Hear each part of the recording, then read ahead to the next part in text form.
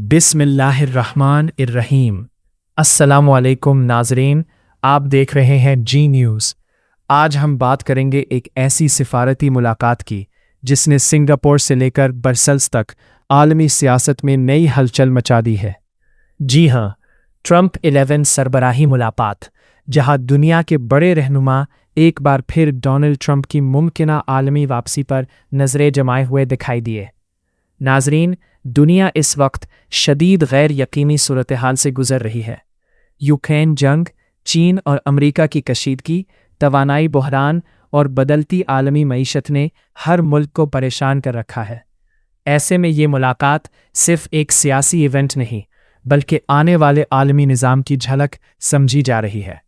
Singapore में एशियाई रहनुमाओं ने मुस्तकबिल की अमरीकी पॉलिसियों पर गौर किया, जबकि ब्रसेल्स में यूरोपीय रहनुमाओं के चेहरों पर तशवीश वाज़ेह नज़र आई, क्योंकि ट्रंप माजी में नेटो अखराजात और यूरोपीय दिफा पर सख्त बयानात दे चुके हैं। तज्ज़ियाकारों का कहना है कि दुनिया अब एक नए कसीर कतबी निज़ाम की तरफ बढ़ रही है, जहां सिर्फ अमेरिका ही नहीं बल्कि चीन, रूस और इलाकाई ताकतें भी आलमी फ़ैसलों में अहम किरदार अदा करेंगी। दिलचस्प बात यह है कि इस मुलाकात में दिफा, मईशत, मसनूई ज़हानत और साइबर सिक्योरिटी जैसे हसास मौज़ूआत पर भी गुफ्तगू हुई, यानी दुनिया आने वाले वक्त के लिए नई सफ़बंदियाँ करती दिखाई दे रही है।